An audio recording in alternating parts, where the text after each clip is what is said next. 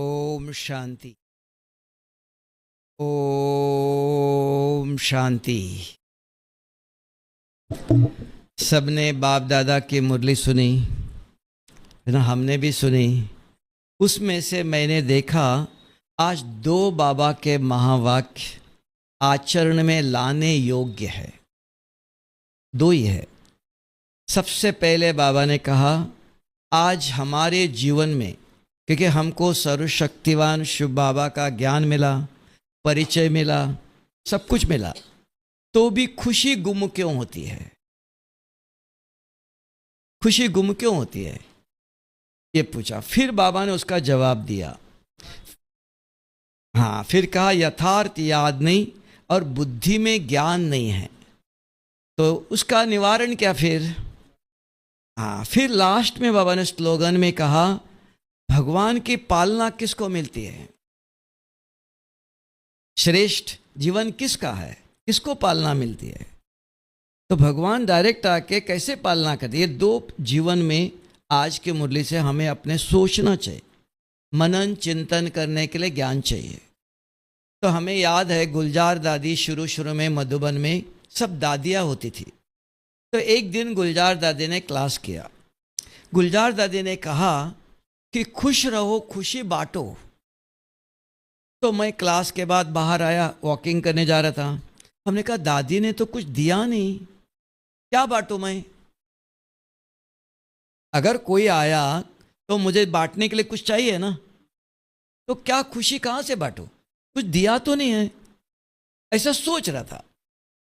सोचते सोचते तुरंत याद आया कि सवेरे बाबा ने ज्ञान का खजाना दिया था, ज्ञान रतन दिया था। ये रतन है, वैल्यूएबल है, इम्पेरिशेबल वेल्थ है, ये ज्ञान धन है। तो ये आपको दिया बाबा ने, तो वो बांटो। उतने में एक भाई सामने आया, उसको मैंने आज की मुरली के पॉइंट बताया। बताते ही वो भी कहता मैं भी मुरली सुन के आया, लेकिन कुछ नहीं अंदर। सुनते ही खुश हो गया, चेहरा खिल गया। मुझे भी लगा कि मैंने भी कुछ सेवा किया। अगर आप खुश रहना चाहते हो, करोड़पति बनो, पद्मपति बनो, 10 इंडस्ट्री संभालो, बहुत कुछ करो, खुशी नहीं रह सकती है। ऐसे नहीं कहता हूं, प्रैक्टिकल। हम देखा, हम लंदन में गए तो एक भाई हमको सोने की थाली, सोने का चम्मच, खाना खा रहे, बैठो कहने लगा। हमने कहा दादा आप भी बैठो। कहते मेरे तकदीर में कहाँ है? अरे आपके तकदीर में अगर नहीं होता था, मुझे सोने की थाली में खाना दे सकते हो आप? आपके पास है तो दे रहे हो, आओ बैठो। कहता आता हूँ। गया, इंजेक्शन लगा के आया, बैठा, तो भी आधा चम्मच भी नहीं खाया। क्यों? भगवान ने नहीं दिया। क्यों नहीं खा सकता है? तो जानना चाहिए इस ब्रह्मांड के अंदर ऐसी एक व्यवस्था है। पाप आत्मा इस सृष्टि की संपत्ति का उपभोग नहीं कर सकता।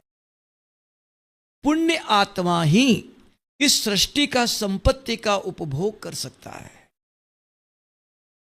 तब बाबा, शिव बाबा आके हमको कुछ नहीं देता है। बाबा ने कहा संगम पर मेरा धर्म और कर्म एक ही है। पतित आत्मा को पावन बनाकर सत्युग के गेट तक छोड़ता हूं। सत्युग भी वो नहीं आता है, गेट तक छोड़ देता है। ये उसका धर्म और कर्म संगम पर। वो कहेगा हमको ये देगा, वो मिलेगा, कुछ नहीं उसके पास। इसलिए बाबा ने आज कहा रोज हम मुरली सुनते हैं, नोट भी करते थोड़े, लेकिन वो डायरी कमरे में, घर में जाके रखा, सारा दिन अपने व्यवसाय में बिजी रहे। तो कहा listening, reading is not everything, understanding is everything. Understanding कहाँ है? बुद्धि में है। मन सुनता है, पढ़ता भी है। रिकॉर्डिंग कहाँ होता है?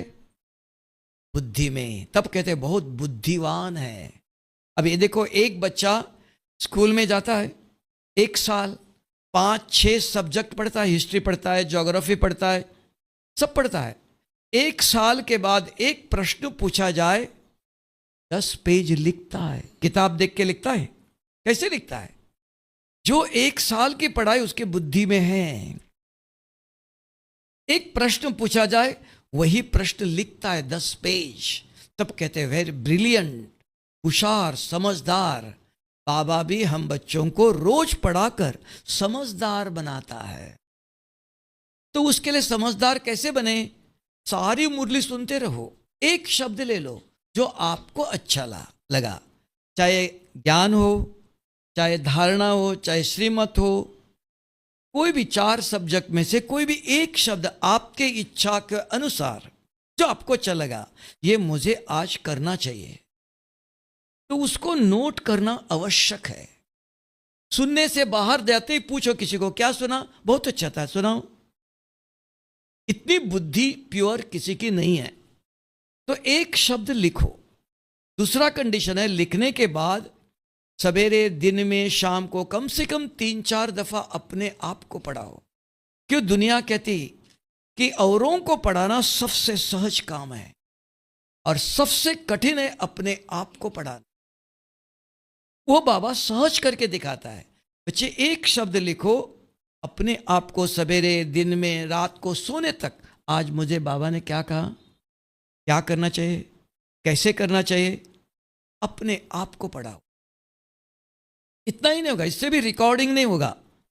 फिर कोई भी मिला, किसी का फोन आया, कोई संबंध संपर्क में आया, सवेरे से रात तक 2-3 दफा औरों को जरूर दान करो। शेयर विथ अदर्स, दूसरों को सुनाना जरूरी है। तब बाबा ने मुरली में कहा, ज्ञान के अविनाशी संस्कार बनाओ। ये संस्कार आपको सारे कल्प के लिए हेल्दी, वेल्दी, हैप्पी बनाएगा। हेल्थ वेल्थ कोई ऊपर से नहीं आएगा। संगम पर विधि बताता है। सदा एवर हेल्दी बनना चाहते, कोई बीमारी नहीं, सदा हैप्पी रहना चाहते हो, सदा धनवान बनना चाहते हो, कहां से आएगा? ऊपर से धन आएगा? ये ज्ञान धन देता है। तब रोज सवेरे से रात तक 2-4 लोगों को, कोई मिला नहीं, खास फोन करके भी उनको बताओ, भाई जी आज सेंटर में गए थे, बाबा ने ये कहा था। तब ये रिकॉर्डिंग होता है, कर्म किया, संस्कार बनता है। तो ज्ञान के अविनाशी संस्कार बनाते हो, ये सारे कल्प के लिए तब का कल्प वृक्ष है, संग बोते हैं हम। ये बीज बोना जरूरी है। तो ज्ञान सुनने की विधि है। तभी उसके जीवन में देख लो, सदा दिखाते हैं भारत में श्री कृष्ण कहाँ बैठा है? पृथ्वी पर मुरली लेके बैठा है, खाली नहीं बैठा है ना। जिसकी बुद्धि में मुरली है वो सदा प्रसन्न। तो ये ज्ञान ऐसे एक संजीवनी बूटी है, ये आपको सदा प्रसन्न रहेगा। तो उसके लिए अभ्यास, अपने आप चिंतन करो। आज की कलयुग दुनिया में अपने आप चिंतन मंथन नहीं हो सकता है। मोबाइल में देख लो, फॉरवर्ड करो, मिटाओ, इसी में समय नहीं मिलता है। 24 घंटा हाथ में मोबाइल है, तो ज्ञान कहाँ रहेगा? तो कम से कम एक आदत डालो, उसका नाम है ब्राह्मण। अगर कोई मिला, ओम शांति करके छोड़ना नहीं, एक हीरे का दान दे दो। आज बाबा ने ये कहा था। ये कौन कर सकता है? जिसके बुद्धि में ज्ञान है। एक ही शब्द। तो इसके लिए कहा 10-15 दिन लिख कर अपने जेब में रखो। सदा नहीं चाहिए, बाद में आदत बनेंगी। और इसके अंदर इतनी ताकत है, बाबा ने कहा स्वप्नों में भी अपवित्र स्वप्न आना भी महापाप है। क्या आप स्वप्न को रोक सकते हो? किसी के अंदर ताकत है स्वप्न को रोकने की? यही विधि है। अगर आज आपने मुरली एक शब्द सुना, नोट किया, अपने आप को सवेरे से रात तक 2-3 दफा पढ़ाया, 2-3 दफा दूसरों को सुनाया, संस्कार बन गया। रात को गहरी नींद में सो गया। पाप है अंदर, लेकिन स्वप्न जरूर आएगा, बुरा स्वप्न। स्वप्न आते ही बुद्धि आपको जगाएंगे। जग गए, स्वप्न खत्म। क्यों जगाया? जिस बुद्धि में ज्ञान है। आज की मुरली के पॉइंट है, वो आपसे पाप करना नहीं देगा। अगर बाहर वॉचमैन है, अगर कोई भी अंदर रहता है, पूछता है, देखता है, चेकिंग करता है। अगर वही मोबाइल देख रहा था, इधर उधर देख रहा था, कोई आया लूट के चला गया, पता ही नहीं। बुद्धि सदा जागती ज्योत है, कभी सोती नहीं है। मन सोता है। तब मरने के बाद भी दीपक जला के रखते हैं। जिस बुद्धि में ज्ञान जाना चाहिए, अगर ज्ञान है वो आपको पाप करना नहीं देगा। कितना भी बच्चों को बताओ मोबाइल नहीं देखो, पढ़ो, गुस्सा नहीं करो, औरों को पढ़ा नहीं सकते हैं। तब का it is very easy to teach others, है ना। लेकिन एक आप कहेंगे इनको बुद्धि नहीं है, ये मूर्ख है, इसको भी पढ़ा नहीं सकते हो आप, किसी को पढ़ा नहीं सकते। तब का you can tame a wild animal but not a fool man. क्रूर प्राणी को भी प्यार कर सकते हैं आप, मनुष्य को, मनुष्य के पास बुद्धि है।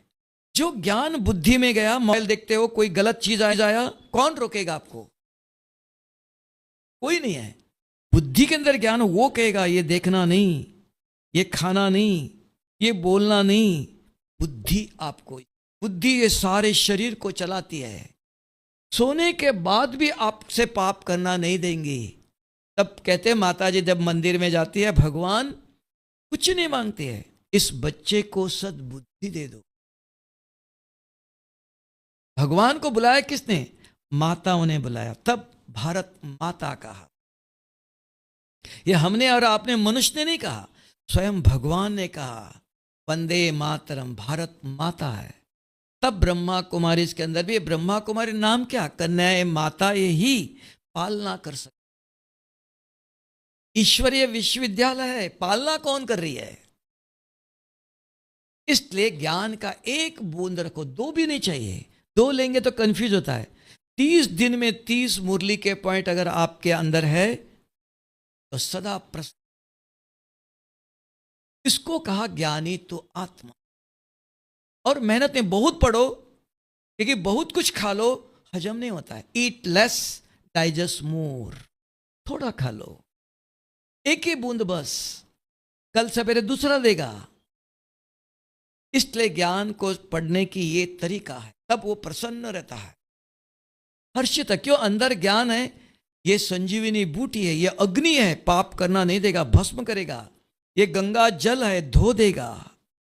इतनी शक्ति है इसके अंदर, एक ही बूंद बस। दूसरा बाबा ने कहा कि श्रेष्ठ जीवन किसका है? जिसको भगवान की पालना मिलती है। आप में से किसी को भगवान ने पालना किया? बताओ। अगर आप पूछते हो भगवान किसकी पालना है, लोग कहते हैं भगवान खिलाता है। किसको खिलाया? किसकी पालना किया?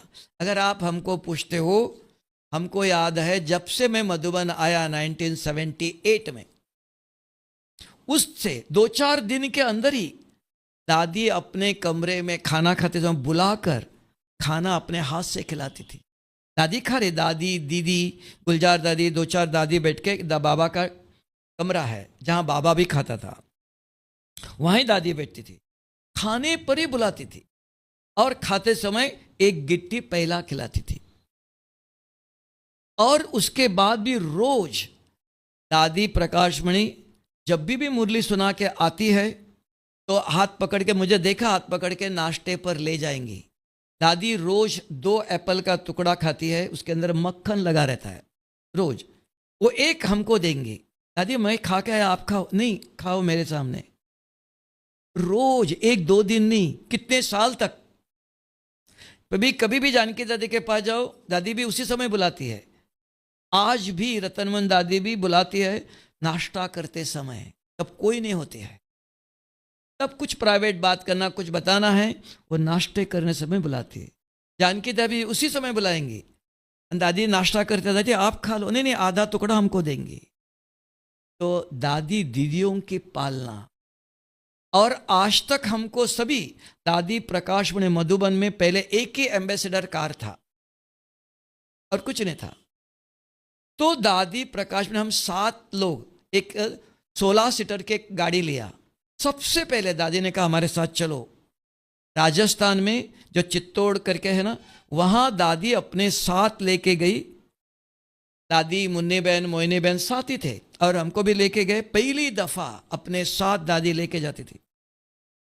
तब उदयपुर करके है गुजरात, राजस्थान में, उसका फाउंडेशन सेंटर का डाला था।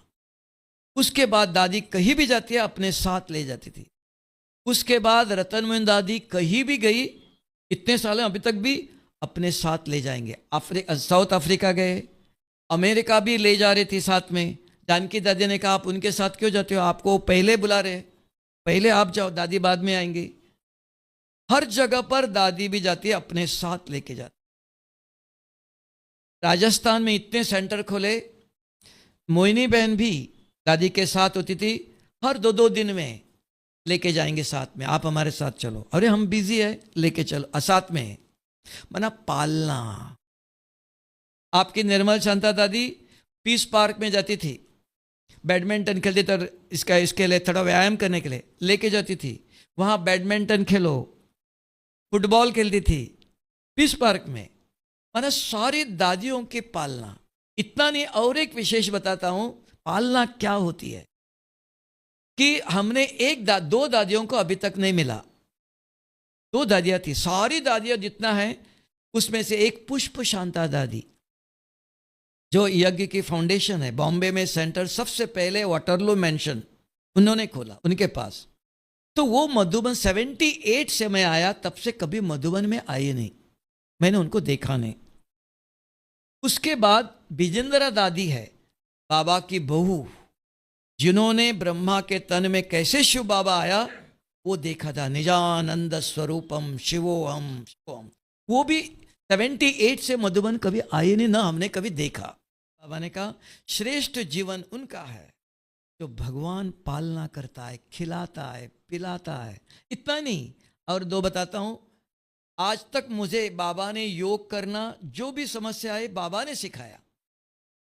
जब भी हिस्ट्री हॉल से कुछ भी बात है, टोली रखने गया, बाबा से दादा पूछता था सीधा, बाबा ये कैसे करो, तुरंत बाबा जवाब देता था। मेडिटेशन हॉल में गया, एक दफा बाबा से पूछा, बाबा ने 7 मिनट, माइक भी बाबा ने ऐसे किया कोई सुनना नहीं चाहिए, और बाबा ने जवाब दिया, बच्चे ये ऐसे करना चाहिए, ये ऐसे करना चाहिए। इतना ही नहीं, ओम शांति भवन में 1988 में मधुबन वालों को बाबा लास्ट मिला, एक एक व्यक्ति को बैठकर। उसके पहले मेडिटेशन ओम शांति भवन में बाबा ने एक बार टोली रखने गया, तो बाबा ने कहा बच्चे बहुत अच्छी सेवा करते हो। हमने कहा बाबा नहीं, मैं किसी को ज्ञान सुनाऊं? तो बाबा वो कहते हैं साइंस की बात करता है। नहीं बच्चे, व्यक्ति को परख कर ज्ञान की गुई बातें बताओ। तब मेरे बुद्धि में विचार आया, तो मैं इनको कैसे परखूं, लेकिन पूछा नहीं। उसके एक दिन पहले मधुबन में कोई विदेशी आता है, कोई भी आता है, मनोहर दादी कहते हैं आप इनको कोर्स कराओ, इनसे मिलो। तो मनोहर दादी ने एक दिन मुझे किसी को बिठाया, मनोहर दादी सुना रही थी, मुझे बिठाया और वो गई। 1 घंटा लगा सिर्फ आत्मा पर ज्ञान सुना, 1 घंटा। 1 घंटे के बाद मनोहर दादी आ रही, अरे अभी तक आप यहां ही बैठे हो, दिमाग फट तो नहीं जाएगा आपका? इतना ही बताया। दूसरे दिन ही बाबा ने कहा बहुत अच्छा सेवा करते हो। तो बाबा को कहा मैंने, बाबा कुछ भी करो, सब कहते हैं साइंस की बात करता है, लंबी चौड़ी करता है। नहीं बच्चे, व्यक्ति को परख कर ज्ञान की गुह्य बातें बताना। दूसरा दिन ही किसी को कोर्स करने गया, 5 मिनट में आत्मा का लेसन कंप्लीट। 5 प्रश्न, मैं कौन, मेरा रूप, ये बाबा ने सिखाया, मेरे पास नहीं था। हम तो आत्मा का विस्तार सुनाता था, मन क्या, बुद्धि क्या, आत्मा कहाँ रहती है, कैसी आती है, आत्मा का पूरा ज्ञान देना चाहिए ना, 1 घंटा तो लगेगा। दूसरे दिन से 5 मिनट में आत्मा का कोर्स खत्म। किसने सिखाया? योग कैसे करना किसने सिखाया? आज बाबा ने कहा कई बच्चों को बाबा को याद करने, यथार्थ याद और अयथार्थ याद क्या है? यथार्थ याद अयथार्थ याद है वो भी पता नहीं अभी बहुत लोगों को, क्योंकि शिव बाबा परमधाम से आया राजयोग सिखाकर बच्चों को पतित से पावन बनाकर सत्युग ले जाने के लिए।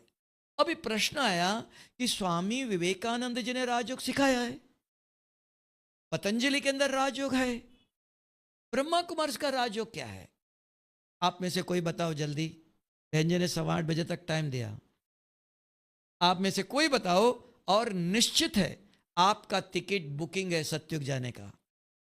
क्यों? जो बाबा की सेवा करता है, बाप उसको वारिस बनता है। बाबा आया राजयोग सिखाने के लिए। वो अगर राजयोग आपने समझा तो आप बाबा की सेवा करते हो, औरों को भी समझाते हो। जो बाप की सेवा करते हैं वो वारिस है। तो कौन बताएगा, बताओ?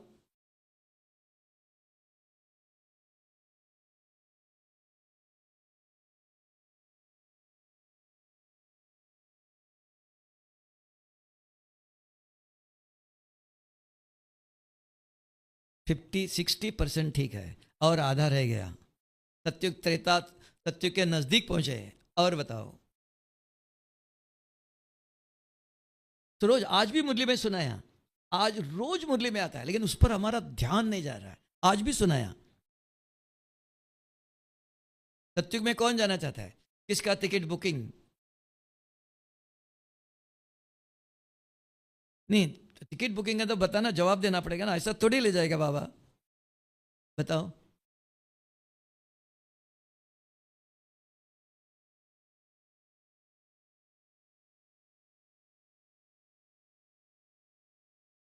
हाँ, 80% पहुंच गया। पूछो तो पता चलता है। 80% आ गए माता जी। नहीं, विधि विधि राजयोग क्या है?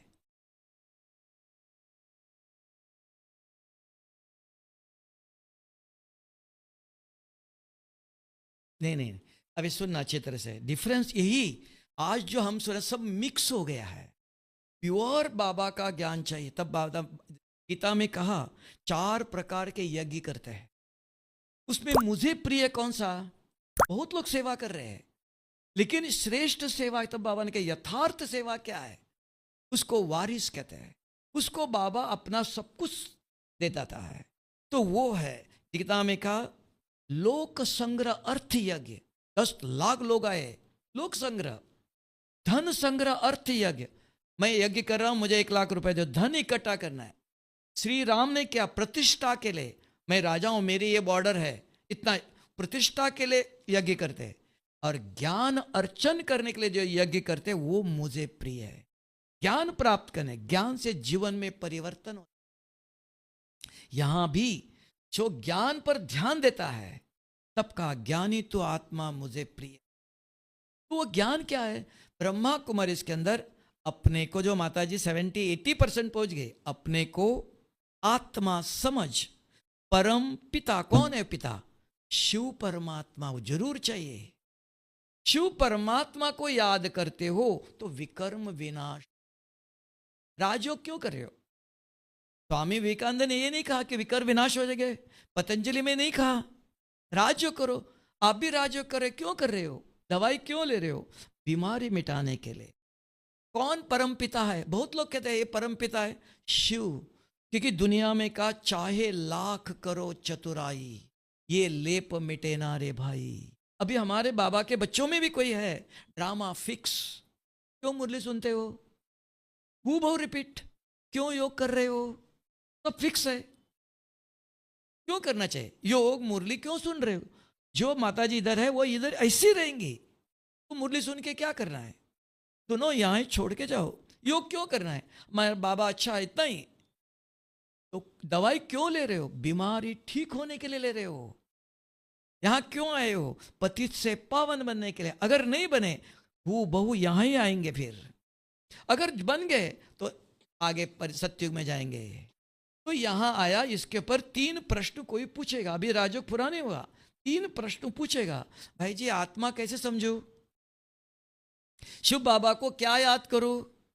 विकर्म विनाश हुआ, क्या प्रूफ? ये तीनों का जवाब देते हो तो शिव बाबा के आपने सेवा किया। आज साइंस ने करके दिया, 10 नंबर डालो, 1 मिनट के अंदर अमेरिका जाता है। 7 समुद्र क्रॉस कर कैसे गया? चमत्कार नहीं है? आप यहां योग करते हो, क्या आपका आवाज परमधाम जाएगा? आपके पास मोबाइल है, मेरे पास भी है, बात करो। कर सकते हो? कोई कर सकता है मेरे से? मोबाइल आपके पास भी है, मेरे पास भी है, बात करो। करो, करके देखो, आता है आवाज? हाँ, है ना? मैंने नंबर दिया तो है ना, तो शिव बाबा ने नंबर दिया तो आपका आवाज शिव बाबा से होगा। आप अपनी इच्छा से नंबर डालो तो आपका आवाज जाएगा। तब का दुनिया, शास्त्र मत है। ये शास्त्रों में कहा लक्ष्य एक है, रास्ते अनेक है। तब हम सब ने अलग अलग रास्ता, जो माता जी पूछ रही थी, कोई कहता आंखें बंद करके योग करो, बहुत अच्छा लगता है। कोई आंखें खोल के करो, अलग अलग विधियां हो गया है। तो ये सभी लोग क्या पर मत है, मन मत है, श्रीमत एक ही है। तब बाबा ने कहा दिल से याद करो। तो ब्रह्मा कुमारी इसका बुद्धि योग है जो सारी दुनिया में कहीं नहीं सिखाया। इट इज यूनिक, इसे किसी ने नहीं सिखाता है। बुद्धि के अंदर ज्ञान गया, वो सबको परिवर्तन करता है। बुद्धि चलाती है, स्वप्न को भी रोक सकता है। तो यहां विधि है, बैठते ही सिंपल 5 ही, 1 घंटा नहीं, 5-10 मिनट, ज्यादा से 15 मिनट आराम से बैठो। मोबाइल के अंदर नंबर डालो, 5 ही नंबर है, इधर वहां 10 नंबर है। तो यहां बैठते पूछो मैं कौन, क्योंकि बुद्धि योग है, बुद्धि को ज्ञान है। नहीं तो आप कल बाबा ने कहा था योग में बैठते हो, कौन कौन याद आया? देख लो, आप योग में बैठे क्या क्या याद आता है, कहां से आता है वो? बुद्धि भटक, बुद्धि को यूज नहीं कर रहे हम, मन का यूज करते हो। पतंजलि में कहा, गीता में कहा, मन मना भव। शुभ बाबा का राजयोग अलग है। 5 ही मिनट बैठो, दे और देधारी कोई याद नहीं आया, तब कहेंगे लाइन क्लियर। और कठिन नहीं है, मैं बोल भी सकता हूं, खा भी सकता हूं, लेकिन एक साथ नहीं। तो यहां बैठते ही योग करने की विधि है ब्रह्मा कुमारी इसकी राजयोग की। बैठते ही शांत होकर, कोई गीत नहीं, कमेंट्री कुछ नहीं। कमेंट्री को जो बच्चा खा नहीं सकता उसको खिलाना पड़ता है। अब हम बड़े बच्चे हैं, बैठते अपने आप से बात करो, शिव बाबा से बात करो, बस, और कुछ नहीं। यही योग अग्नि है, यही विकर्म विनाश करता है। बैठते ही पूछो मैं कौन। आज बाबा ने कहा अपने आप से बात करना सीखो, अपने मन बुद्धि को आप चलाओ, नहीं तो वो आपको चलाएगा। बैठते ही पूछो मैं कौन, बुद्धि जवाब देती है हाँ कल कहा था मैं सर्वशक्तिवान शिव बाबा का बच्चा। एक अंगुली जुट गई। मेरा रूप, पतंजलि में कहा ज्योति, स्वामी विवेकानंद ने कहा बिंदु, शिव बाबा ने चमकता हुआ सितारा, ए वाइट शाइनिंग स्टार। लक्की सितारे हो। शिव बाबा का चित्र में देखो, स्टार दिखाया बीच में, किरणें फैलती है, स्टार है। अपना ज्ञान यूज करो, दूसरों का हम क्यों करें? कल पूछेगा दूसरों का ज्ञान यूज करते हो। तीसरा, मेरे गुण, मैं पवित्र हूं, अभी शांत स्वरूप हूं नहीं, मैं था सत्युग में, मैं पवित्र था, शांत स्वरूप था, आनंद स्वरूप था, अभी नहीं, अब मुझे ये दैवी गुण लाना है। 5, चौथा, मेरे कर्म, मैं क्या कर रहा हूं, यहां बैठ के इधर योग में बैठ के इधर उधर देख रहे हो नहीं। 5वां, मैं कहां से आया, परम धाम। परम धाम में कौन है? कौन है वो? शिव बाबा के 8 शक्ति है, पवित्रता का सागर है, शांति का, एक एक शक्ति लेके बात करते हो बाबा से, तो वो शक्ति देखना, बार बार बुरे स्वप्न आते हैं। अगर रोज 1 महीना 2 महीना करते हो, देखना ये स्वप्न आना बंद हो गया, तब कहेंगे हमारा पाप मिट गया। He is a purifier. दवाई लिया, बीमारी गई नहीं, क्या फायदा? ले रहे हो, अभी तक क्रोध ही नहीं गया, कोई मानेगा योग कर रहे हो? डॉक्टर कहेगा दवाई ले रहा होगा, तब बीमारी गई नहीं। तो हम आए टू प्यूरिफाई। अगर क्रोध का अंश भी रहेगा तो सत्युग में जा सकते हो। सोच लो, कुछ प्रैक्टिकल चाहिए, थ्योरी बहुत कुछ है। आज भारत में विश्व के अंदर इतना ज्ञान भरा हुआ है। अच्छा, हाथी के 2 दांत है, दिखाने वाले अलग, खाने वाले अलग। यहां बाबा प्रैक्टिकल चाहता है, कर्मातीत बन के दिखाओ। कम से कम 1 महीना काम और क्रोध के स्वप्न नहीं आया, अपने अपने योग से मिटाना है। इसके लिए हम इधर आए। अगर ये नहीं किया तो क्या किया करके? ठीक है। ओम शांति।